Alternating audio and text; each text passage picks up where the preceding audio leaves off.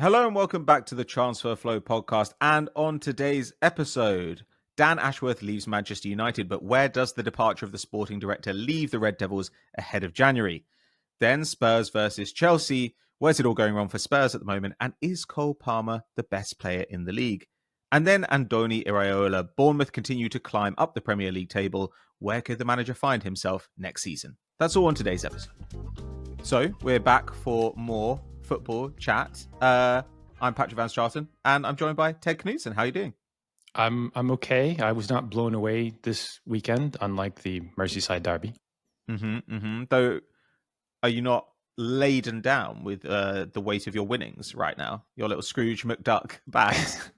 I was so excited. I was like, come on. Eventually, probability has to hit if you've got a potentially plus EV bets and you're going to win a bunch. And thankfully, this weekend I did win a bunch. So that was very nice. Yeah. Yeah, it was a good weekend of football. But our top story today is something else that happened yesterday. It was announced that Dan Ashworth, Manchester United sporting director, is leaving after 5 months in the job. Now, the club says it was mutual, which I guess is just the normal way of things. But there are lots of reports from lots of sources saying Ratcliffe wanted him gone, that there have been a few issues behind the scenes. Immediately, you and Ravi were talking in our Slack. What's your take on this straight away? What were your immediate thoughts? So I want to say that this is moderated. This is a synthesized view from the news reports that are leaking out. And United might be the leakiest club in the Premier League. Man, that place loves a leak.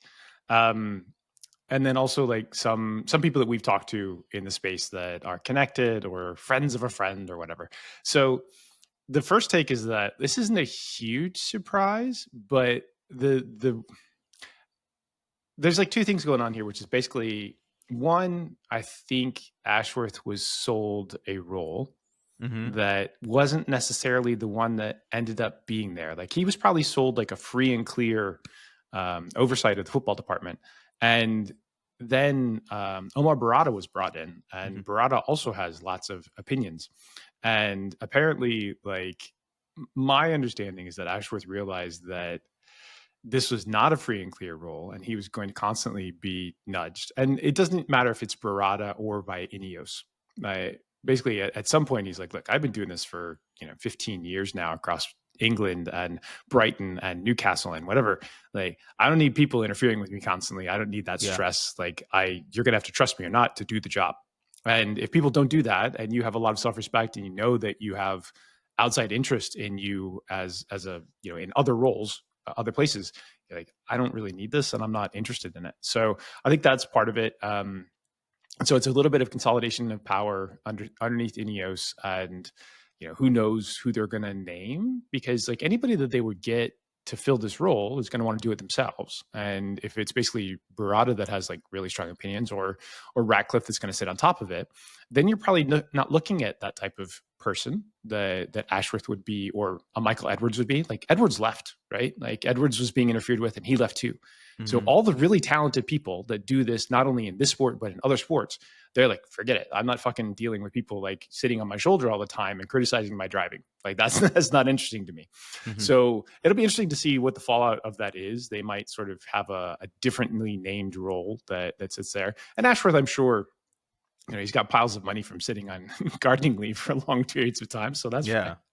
I think he's been on gardening leave longer in the last 5 years than he's actually been in a job. I mean, well, this was the thing, right? Obviously, there's been stuff coming out where you feel like United have sort of tried to pin some stuff on him, maybe. So they were like, "Oh, he was really pushing for Xerxes in the summer because everybody currently thinks he's shit." And a load of the stuff just felt kind of ridiculous. They said that Ratcliffe was annoyed that Ashworth apparently wanted to hire outside analysts when they were recruiting the new boss. There were rumors that Ashworth was pushing to hire Southgate, that he apparently didn't fire people quickly enough. That was my favorite one. They were like, he didn't make cuts in a timely manner. But he might depart here having essentially done nothing in a transfer window, right? Because it feels like he wasn't that involved in the summer because he only started. He allegedly was not allowed to be. Exactly. And I'm sure that legally he was very much not. But then January, it's well, surely the January plans, I mean, I'm sure they had some stuff that's stable, but surely they've changed based on who they hired in Amorim. So what's he done since being at United? I think the contentious moment of argument might have been like whether to keep ETH or not, right? Sure. And part of that whole discussion is very much around who would you like to replace Erik ten Hag, and how much money do we have to replace Erik ten Hag? Like those are the most crucial components. You knew that they weren't going to keep him, right? Like at some point when things were falling off, like they weren't going to keep him. It was just a question of like how long and who do we jump for, and should they have done it in the summertime or not? And again, because this is like so many different public briefings, and a briefing is effectively when a club will go out there and they will talk to a variety of journalists off the record so that everyone reports the same information across a different set of broadsheets and different vectors, basically just trying to like set the story straight from their PR point of view. And then often there's alternative briefings. And sometimes you'll see it inside of a club where there are two factions. And one day, a variety of reporters over here that's friendly towards one set of factions says one thing. And then the other day, they get a response from a different set of reporters basically covering the same club. And so you end up those very public conversations that are kind of interesting to follow as a fan. But if you have some insider knowledge, you can see what's happening behind the scenes. So yeah, I don't know what to believe specifically. I think Ashworth is very quiet, although he has lots of friends, especially from his England FA time. So I suspect that like you'll get more info about this over time, but like it might not. He might just like let it sit and be happy to sort of roll out there. I am very, very curious about what United do next, because it's been a really weird fucking 12 months or whatever for the initial Ineos period. And it's not as if they're hands off. So we'll find out like what they want to do and who's willing to come under that umbrella with, you know, what seems like a pretty stiff set of handcuffs on a role that usually does not want it. Sure, but I mean, there's the part of me that thinks I'm actually okay with them just like culling anybody who feels like they don't really like fit in. Like obviously you don't want everybody just kind of thinking and saying the same things in order to keep their jobs. But at the same time, United over the last however long it's been nearly 12 years now since Alex Ferguson left. It felt like exactly what happens when like a dictator is deposed, right? There's a power vacuum and everybody gets their own little fiefdom. You're all about the current events, aren't you, Patrick? Just like always, honestly, like sweeping things in there. Don't know anything. But it just feels like everybody was trying to promote themselves and trying to promote their own kind of little area. And so now I kind of think, whereas with United, it feels like if they just chose to do one thing and move in one direction for any period of time, given their enormous financial muscle, they should be able to get somewhere decent. It's useful to be very rich. I agree. Yeah. Well, you'd know. Proud of yourself for that one, aren't you? Is that kind of? I just wondered if it'll make the edit. It'll make the edit. Okay, a separate question, I think, because this I think is quite interesting for you, because obviously you did some work in the past with Newcastle and you've been in this space for a long time. Is how good Ashworth actually is, because like as an outsider, you kind of think, okay, Brighton, sure, their success now built on previous success, but they're great. And Newcastle were a mixed bag, and United, hard to know what he actually did except gardening leave. So like, what do we really think? Is Ashworth like the perfect architect for United's rebuild, who they've lost? Like what's his value over replacement sporting director, I guess? So I think he's probably one of the pretty good ones. I don't think he's a huge innovator and visionary, but I think he's a very good set of hands in places that are super chaotic. Like football teams are chaotic, they're political, they're bitchy, a lot of male egos. And we see this happen at big clubs, especially where like something occurs and then all of a sudden, people are sniping at each other, and stories come out in the press about somebody's birthday party where like some horrible incident happened. And I note this because I'm listening to people who work inside of companies that are not football teams having their holiday parties, and also listening to the horrible stories that are happening there. And really, it's endemic to parties and alcohol, and less endemic strictly to the football side. So I think that he's probably good, That's my take. Like, what level of good is open to interpretation?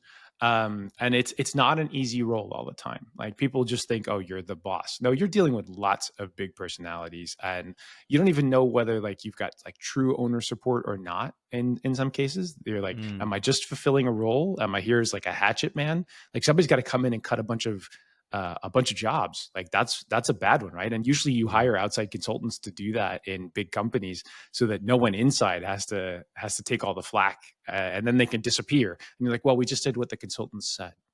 But there was one idea that you said in there that came out in the media that I think was actually super valuable. The idea that you can get value from hiring outside consultants to do the same work as people inside the club actually is tremendous, because what you avoid is you avoid a lot of internal groupthink.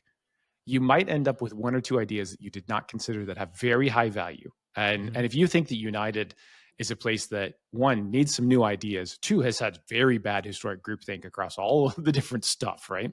Like, these are actually good things, not bad things. And sometimes there are cases where, you know, the media report things and they'll spin it as negative because they don't have enough insight to tell you whether or not it's good or bad. But in this case, I think it's actually a pretty good positive. This also reminds me that Martin Samuel produced like one of the worst evaluations of how to defend corners better recently. And the biggest one was like, you need to have your shoulders square on and look at the ball. I'm like, this is literally what we're breaking every single time we do an orientation set. Please do that every time. Anyway, that was just a different media stupid take that happened this week. So, okay, so the idea would be that if two different kind of organizations have like different models and those models converge in the same way, or if they lead in different directions, then either you're getting a really powerful confirmation or you're getting an interesting kind of like counter argument. Right. Yeah. Outside info that is not correlated to your current info. So, like, you know, it doesn't even have to be. In fact, it's better if it's people that haven't worked with United historically, have like no real knowledge, but they might have their own process and ideas and whatever. If those two things are leading to like many of the similar overlaps, like, that's excellent, because you're like, okay, we're at least fairly smart.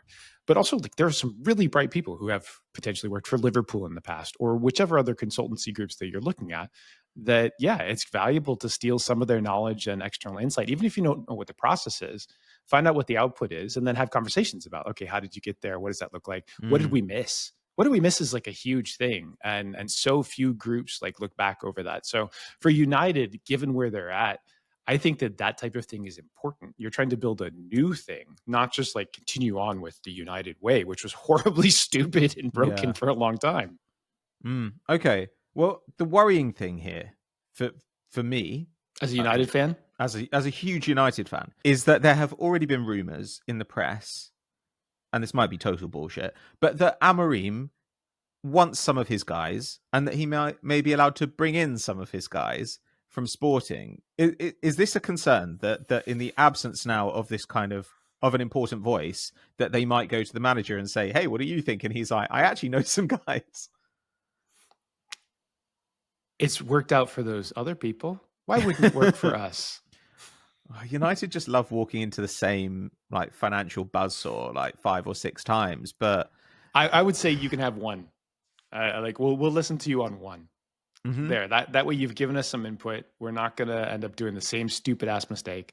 But the reality is United have a lot of needs. And so then you say, what is your one choice in, like, you know, 1 or 2 positions? We can do it that. And then we're going to do a comparative of all the alternatives to that person.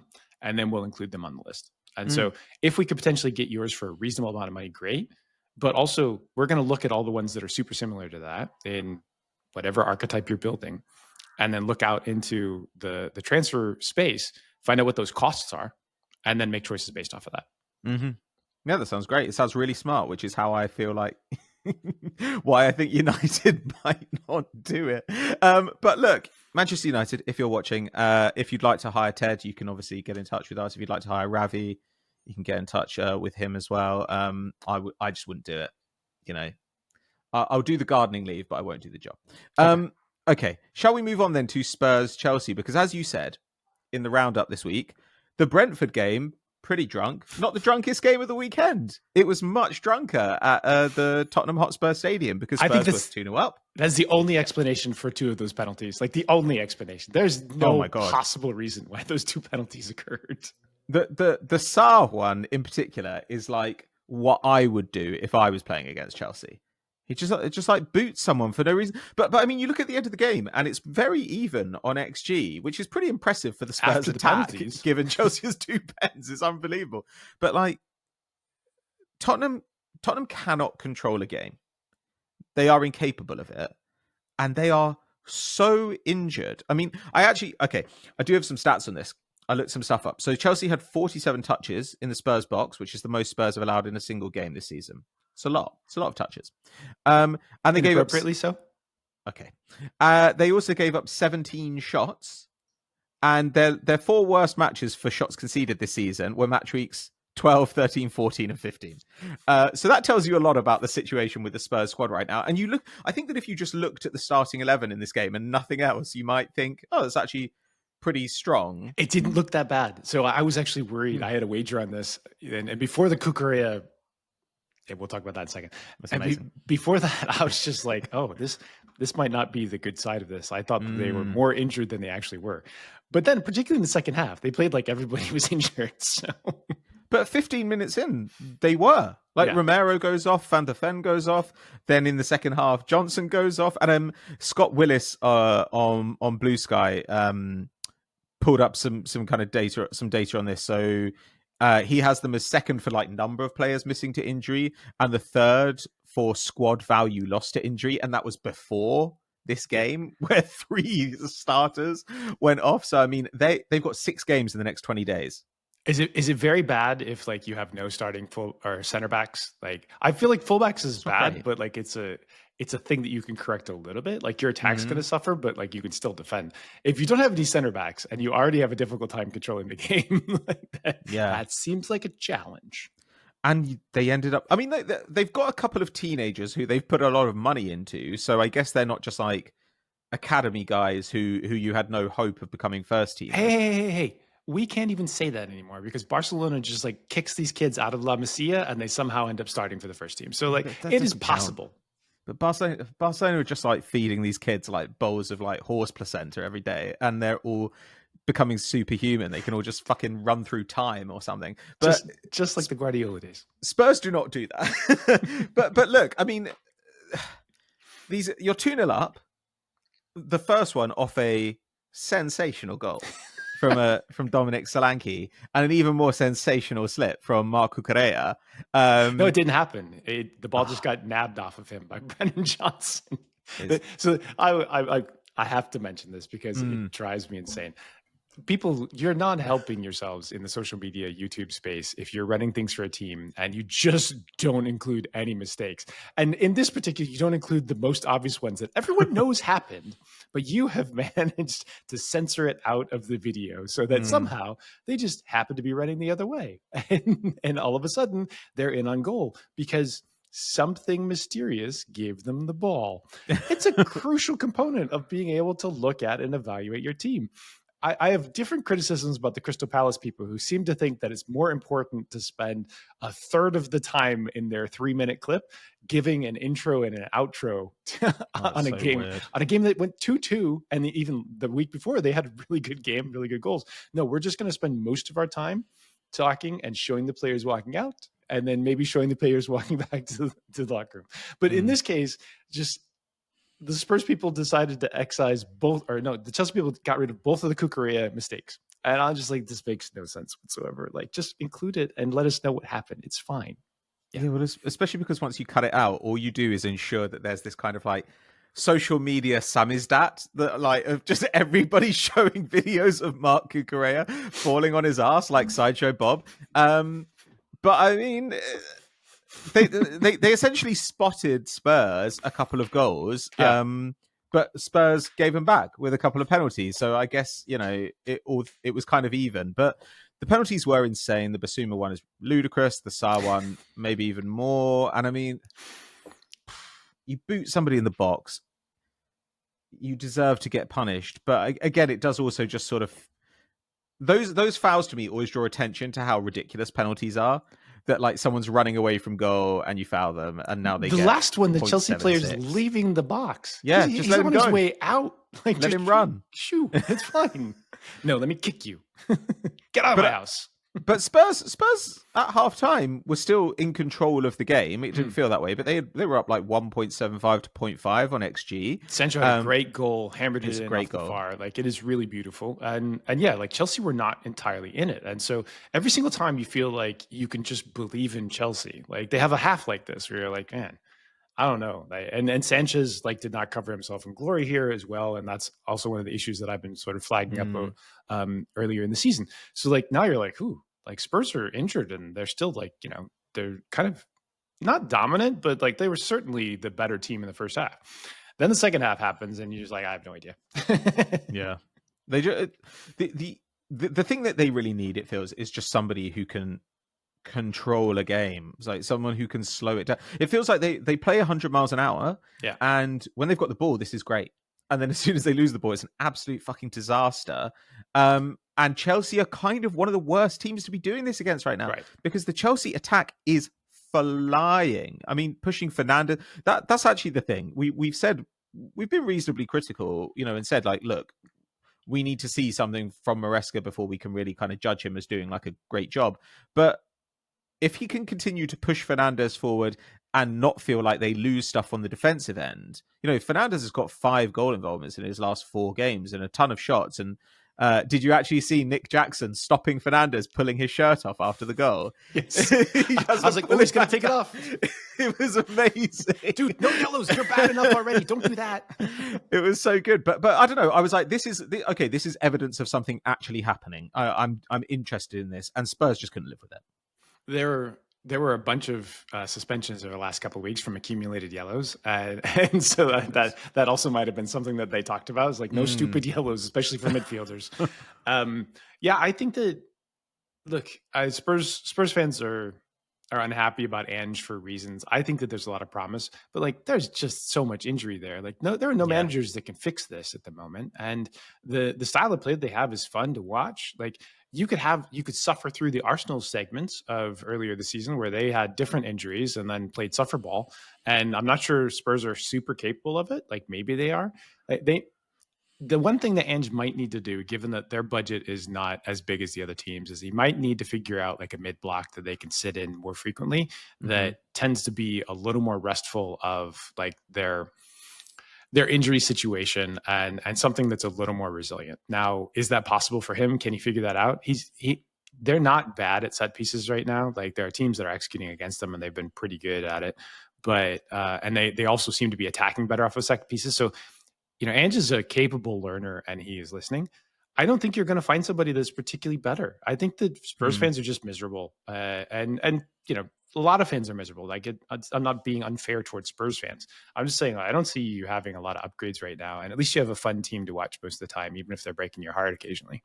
Yeah, and games like this are the cost of the games where you absolutely annihilate another team. Like, didn't the City game just happen? Yeah, exactly. Or Villa, where they just obliterate them, and you just think, well, you play this kind of football. This is sort of how it goes. I guess we should take a look at the Chelsea side of this because, we were requested to do this by the Transfer Flow's resident Chelsea fan. Like Ishan is a Chelsea fan, isn't he? Unfortunately, yes. We accidentally hired an intern that's a Chelsea fan, and we haven't gotten rid of him yet. I mean, he's really good at what he does, but the Chelsea fan thing just is like a big weight against that. But we had to fill that gap. Accusations of bias, blah blah blah. But in fairness, we talked about Bukayo Saka, his claim to being the best player in the league, and we kind of rolled Salah into that as well. What about Cole Palmer? Cole Palmer is now up to 17 goal involvements or 14 non-penalty goals and assists. I guess this is a bit of a strange game to do it on the back of because his goals here were penalties. He didn't get an assist for the Fernandes one because I think it was a deflected shot, right? Yeah. So I'm going to do a bit of banter before we do this for real. Okay. It's very normal for Chelsea to have a player in the best player in the league statistics as long as they're scoring penalties regularly. That's kind of their history, right? Woof. Even if they ain't got no history. I mean, does anyone even remember like Eden Hazard or anyone anymore? It feels like he's been completely, he's another person who's been like redacted. But anyway, Cole Palmer is The thing about him is it feels like we're kind of more excited because he came out of nowhere, right? Like in a way, we've become indifferent to Saka being incredible because he's been We've seen it incredible for a for a long long time time. now. Yeah, but these guys are the same age, pretty much. Palmer's now 5th in the league for non-penalty expected goals and expected assists per 90. It goes Haaland, Saka, Watkins, Salah, Palmer. Pretty good. And No one Chelsea's admits attack is that that's fine. the listing right now. Although, yeah, Salah didn't play this weekend. Yeah, exactly. So I really like Palmer, and I think that he does some things that are a little De Bruyne-like, in Ooh. that he has this element of high-risk passing that is so likely to pay off versus the actual risk involved. It's sometimes feels like he's overreaching, but he sees it and he's capable of pulling it off, which is pretty unusual. But it's a Mm-hmm. different style than like an Ozil or a Cesc Fabregas where like, those styles felt like they were able to do it more in possession around the middle. It feels like this Chelsea team does want to be able to break on a regular basis, and he's the one that can pull the strings. Caicedo does a little bit as well. Without those two guys, then like that Chelsea attack doesn't fire because they do have a bunch of players in the front three that want to run as much as they can. And Jackson in particular, I think his runs and his timing of his runs have been the big surprise this year.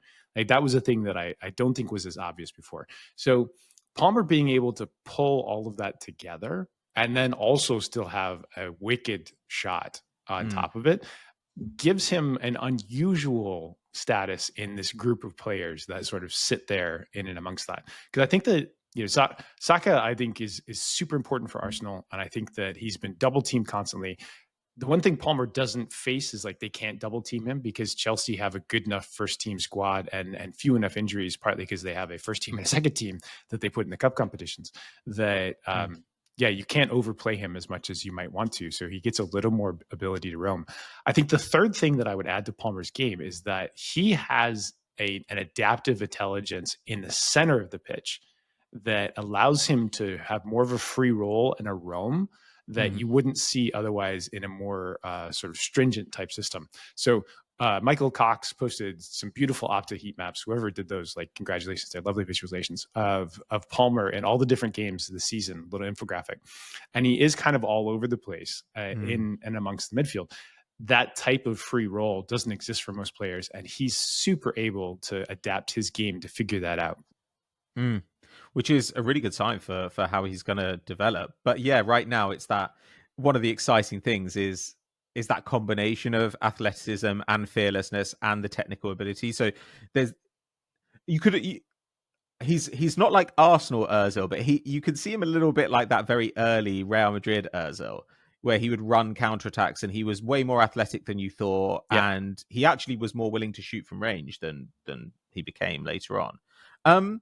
What about his defensive side? Because I remember when we were talking about him earlier in the season, you said if he wants to be one of the best players in the world, this may be a thing that they would look to, that he would need to develop. Chelsea pressed pretty aggressively against Spurs, and it does seem like he's working a bit harder, I guess.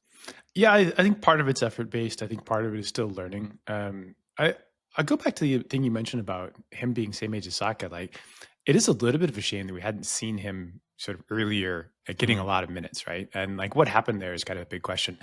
We're seeing a huge trend across. Germany was very early to it. Obviously, in England is there as well, where like teams will come in, take the young English players, and then know that they are better than their comparative players in most other places. They're looking for that talent because that talent, actually, there's so many that are coming out of those academies now. They're the best academies in the world for the most part, especially at scale. And Palmer seems like one where his development was actually a little bit delayed in terms of like how early we saw him. Defensively, I think that is a side of the game that actually takes a little more time to develop, and it takes like the right sort of manager tactics to do it. But I also think that to some extent, Chelsea's robustness across the whole of the squad allows him to have more of a free role, where like it's still a part-time thing for him, and less of a you have to do this constantly and be able to be a 10 out of 10 in the attack. You kind of wonder with Palmer whether, if he hadn't scored he scored a couple of goals in preseason before he moved to Chelsea, right? And maybe one in the European Super Cup, I think. You kind of feel like if he hadn't done that, would Chelsea have shelled out as much as they did, and would he still be at City on the bench? I mean, who knows? Yeah, it's a little sliding doors moment, and maybe he wouldn't be on the bench because they've been so desperate for players. You might see him there. Yeah, I don't know. Like it's difficult to ascertain like when players will develop and how quickly they will develop. It's never a linear process, and sometimes it takes a certain head coach or environment to unlock it for you, and sometimes it takes freedom for these guys. And so, like giving them the best opportunity throughout the course of, say, 6 or 8 academy years from age 14 to 22, whatever that is, along with loan years, it's different for every player. And I think that Chelsea fans are delighted that he's theirs, because he's certainly in the conversation for best in the league and possibly most unique amongst the attackers. Yeah, he's amazing to watch. I mean, right now as well, there's also a part of, I think, when a young player, a really talented young player, first breaks through, it feels like they're much more exciting than they become as time goes on.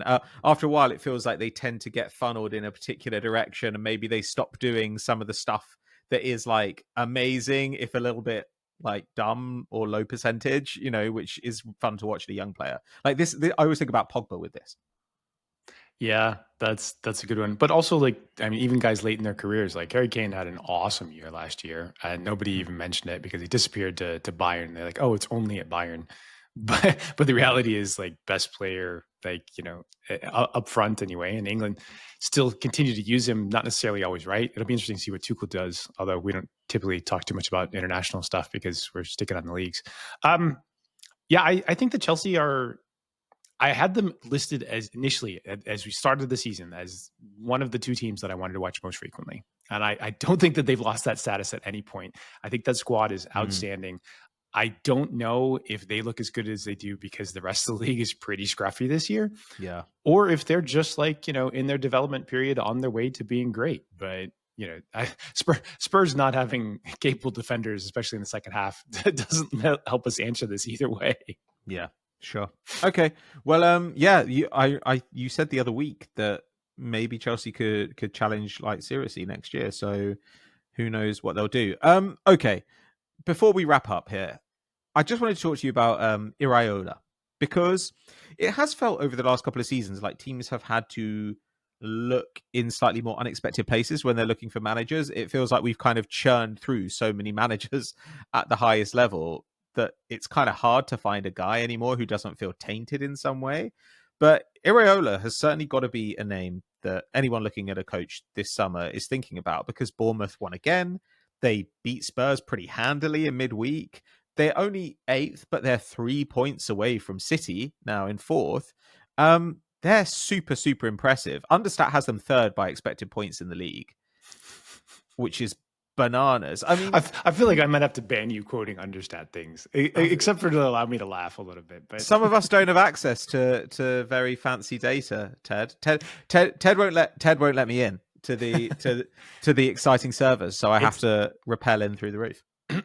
Anyway, so have you seen Spiderman 2, like the original ones with Tobey Maguire? Yeah. Of course. Do you know Dr. Octopus in there, Alfred Molina? I'm familiar with Molina's work. I'm 100% certain that Iraola is Alfred Molina's younger Spanish brother.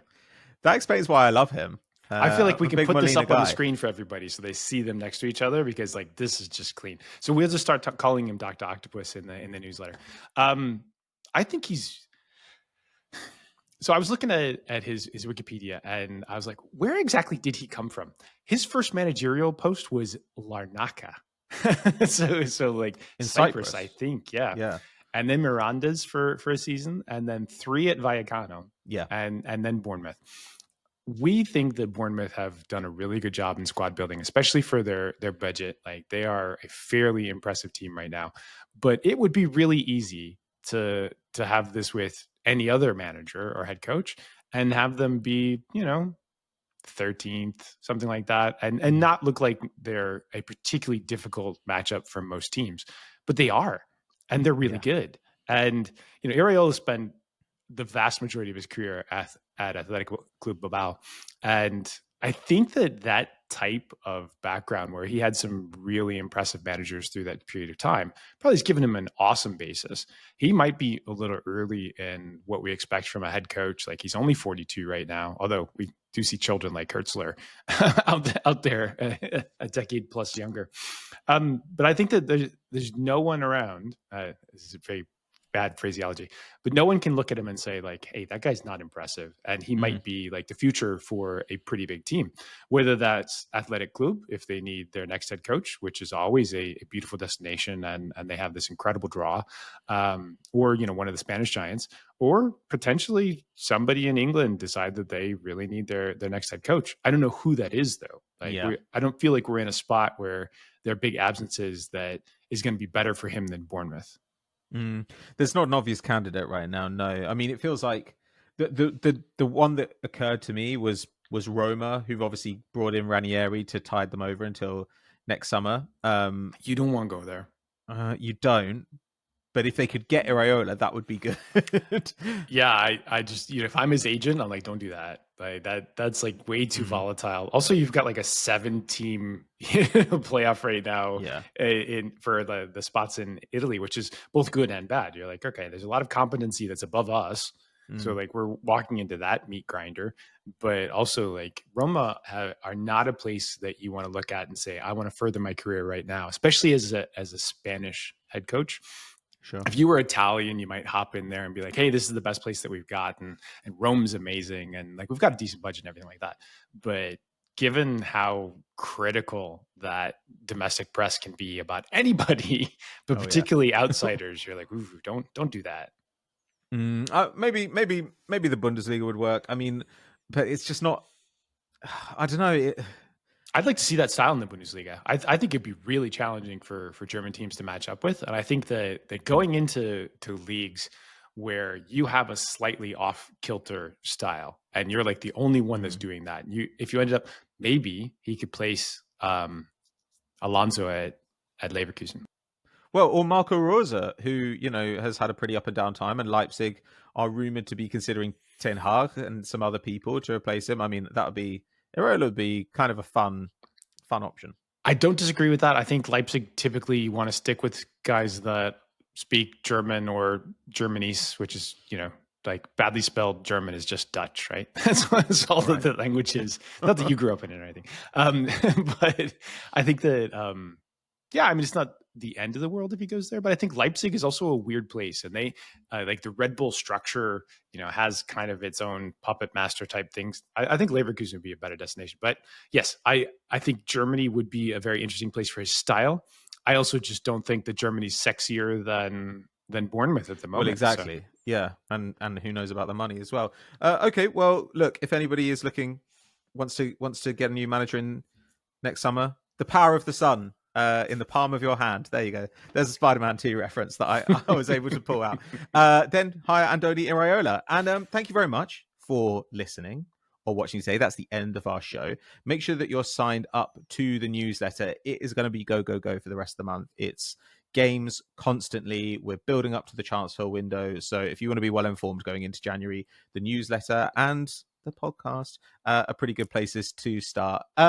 Make sure that you leave us a 5-star review if you enjoy this on your favorite podcast app, and like and subscribe to the YouTube channel. Ted, is there anything you want to say before we go?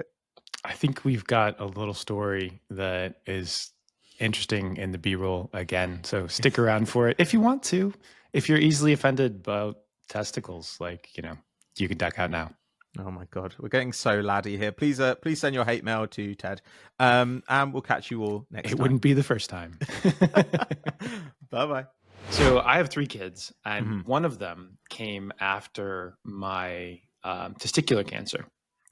And for testicular cancer, for most men, they just remove the whole thing. And they do it through your hip, which is not the most pleasant experience, let me tell you. Like, imagine one of your testicles right now. Someone just like joinks it right up through your hip. And you're like, I am trying to imagine that. I don't enjoy that. That's not fun. This is why this comes at the end of the episode as opposed to the beginning, because we lose all of our audience right from the start. Every man's like, mental image, I'm gone. Never watching you guys again. Anyway, so yeah, after a year after chemo, I had one giant dose of chemo, and I was basically like catatonic for a week. Yeah, they tell you that you can try again if you want to. And I think I was about 37 at the time, maybe 38.